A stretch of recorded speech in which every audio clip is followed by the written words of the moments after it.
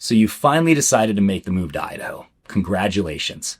But you should know, no matter how many videos you've watched on YouTube or how much research you've done online, there's gonna be some things that catch you off guard and might even shock you once the moving truck is pulled away and you start living here in Idaho.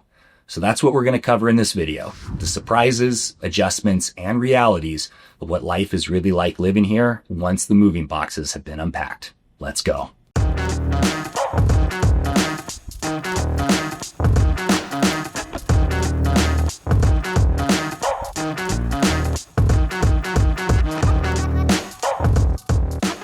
Now, just to be clear, this video is not intended to try to scare people off from moving to Idaho.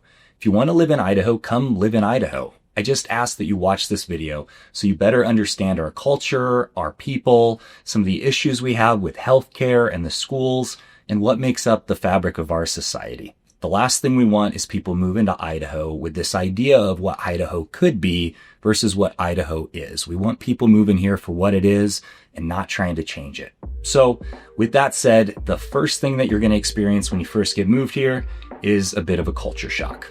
And you're going to see this when you go into the grocery stores. We don't have a lot of specialty foods that some of the bigger city grocery stores have. Other than down in Boise, they might have some of that stuff because they're a big city. But the smaller towns you go to, those grocery stores are not going to carry specialty foods, and the hours are going to be a lot shorter than probably what you're used to. The other thing is the pace of life here in Idaho. People move quite a bit slower, again, especially in smaller towns. Now down in Boise, the pace of life is speeding up, same as in Coeur d'Alene. But when you get into some of these smaller towns like Kuski, Kamei, Lewiston, Silver Valley, things go a little bit slower. You might find yourself learning some new cuss words when you're driving on the freeway because people will just sit in the passing lane and blocking you from being able to go fast. That's just the way life is here. The other thing is you're not going to have much of a nightlife. Unless you're down in Boise, they have some nightclubs. Everywhere else in Idaho, it's very, very limited. Things kind of shut down early here in Idaho. Now you can always go over into Spokane and go downtown if you want to visit some nightclubs, but I imagine the first time you do that, you're going to realize why a lot of us don't. It's not very safe down there. They do have a high crime rate over there, but if you really need it, that's where you can go. And the last thing is, people in Idaho are very patriotic. Not everybody, but most of us. You're going to see a ton of American flags. You're going to see support for our current president, and you're going to see bumper stickers that say things like God, family, country, and you can have my gun over my dead body, and things like that. Now, it doesn't mean that they're stark raving killers ready for civil war. It's just people that are supportive of America, American values, and they want to see our country succeed. The next thing that you're going to realize, and is going to be a bit of a shock once you get moved here, is our medical system. We do not have a lot of hospitals here in North Idaho, and down in southeastern Idaho, it's not that great either. Boise is more built out because they have a lot more people in the Treasure Valley, but here in North Idaho, you have limited options, and all the specialists are booked out sometimes weeks or months in advance. And so to get in right away, you often have to go over into Spokane because they have a much bigger medical system over there, but that's not always so great, and sometimes it can take up to an hour to get over there.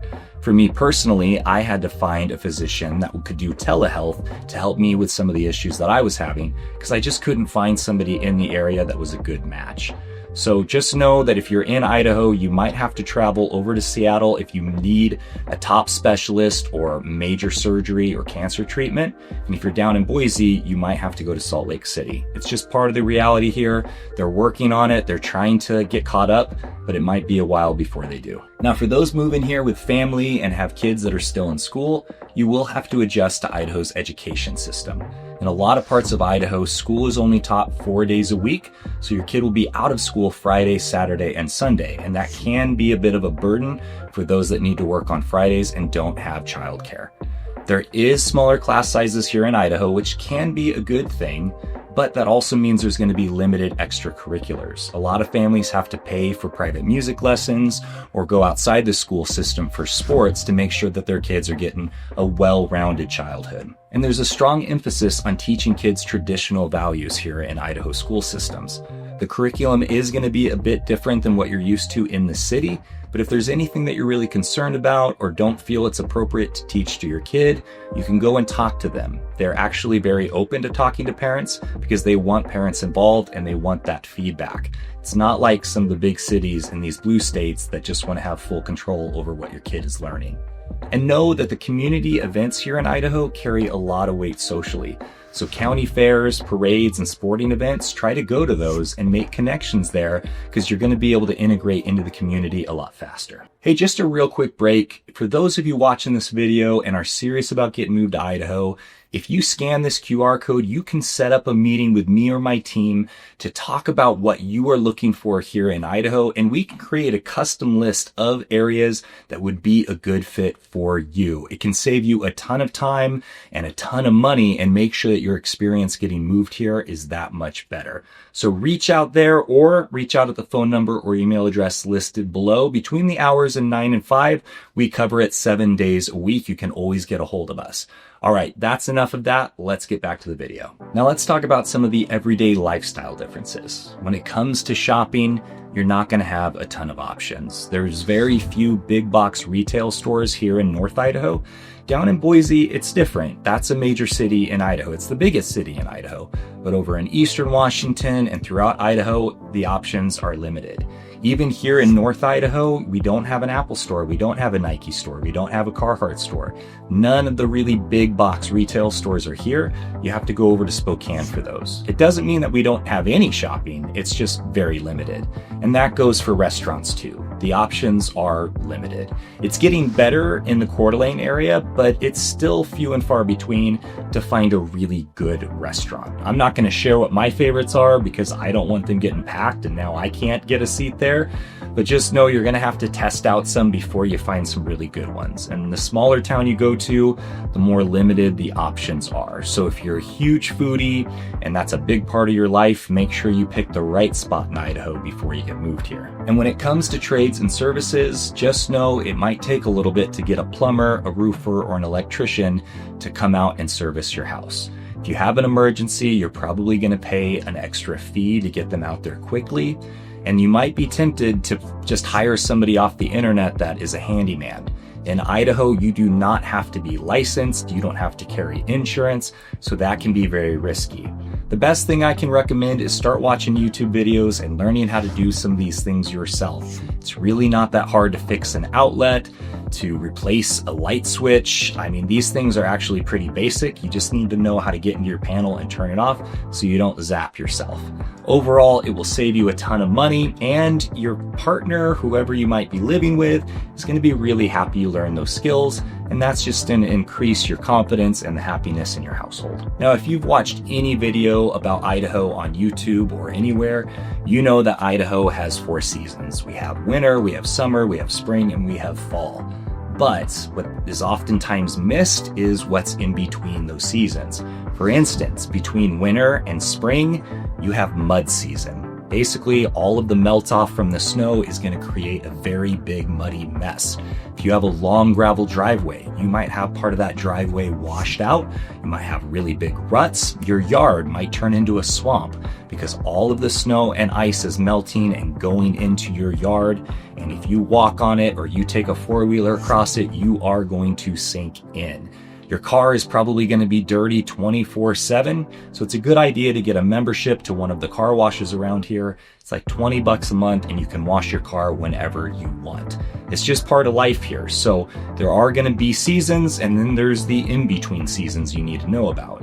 Another in-between season is fire season. It's right at the end of summer, right before fall. We don't have a ton of wildfires around here. When they happen, they're usually put out pretty quick because Idaho dedicates quite a bit of resources to stopping them. 60% of the land around here is public, so it would be a major loss to have that taken by fire. But we do get smoke because Washington, Oregon, Montana, some of these states don't manage their forests very well and they let it just burn. So it just depends on which way the wind is blowing. You're gonna have some smoke. It might be a few days out of the year or it could be a couple weeks. So if you're sensitive to smoke, if you have lung issues, you're gonna wanna have a really good filter on your house and buy a car where you can install a good filter so that way you can still get around and not have it affect you too much. And for my gardeners, farmers who plan to move here and grow their own food, you're going to have a much shorter growing season. I myself am not a gardener, so you're going to want to look up and find out what you're trying to grow and if it's going to be a good crop for Idaho. Overall, every single year is different here in Idaho. We've had snowstorms in June and we've had 80-degree days in October. You just never know what it's going to do, and you just plan for whatever might happen. Now, when it comes to community and social dynamics, that's usually where newcomers have a little bit trouble adjusting. Idahoans are very friendly, but they're also very private as well.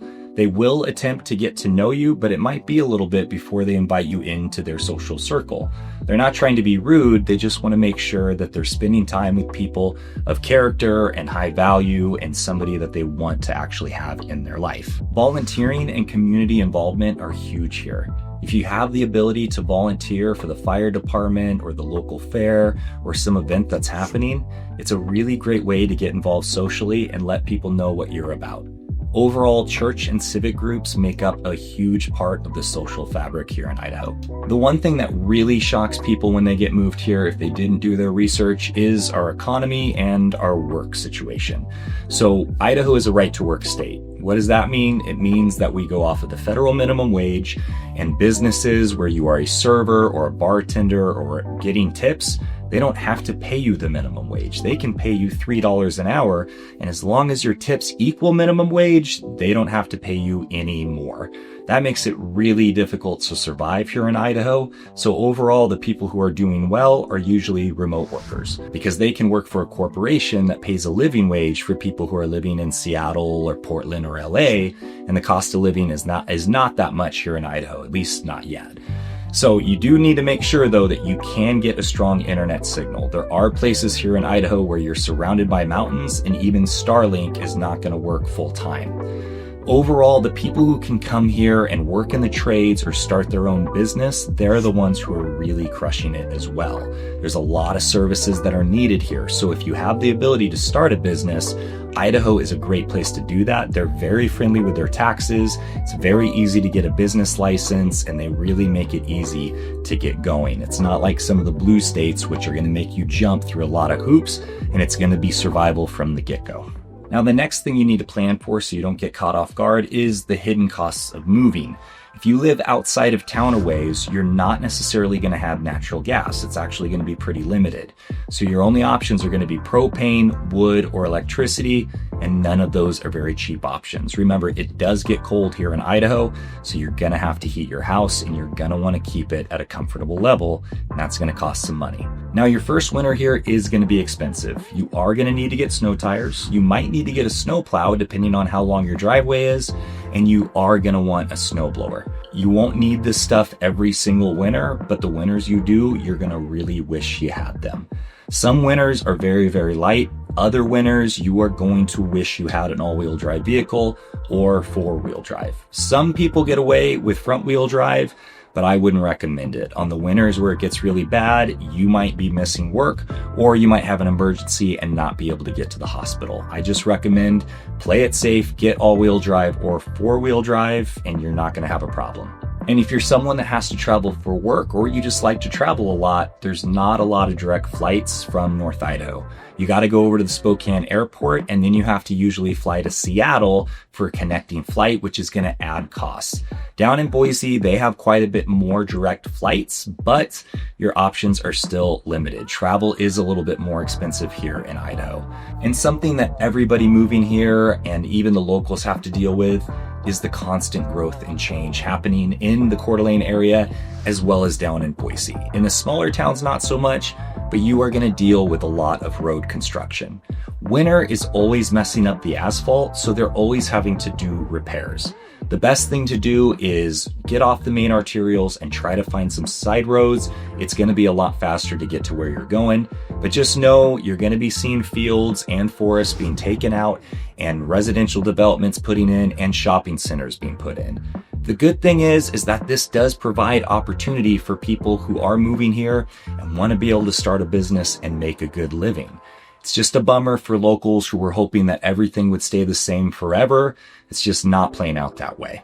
And if that really does not sound good to you and you do not want to be around growth and change, it's really not that hard to find here in Idaho. Especially in North Idaho, you go 30 minutes outside of Coeur d'Alene, there's at least 6 towns that are really nice to live in that are not experiencing this kind of construction. You just have to reach out and we can help you figure out what are going to be the good towns that are not growing that fit your needs. And the last thing for people moving here that they need to be aware of, you got to do your part.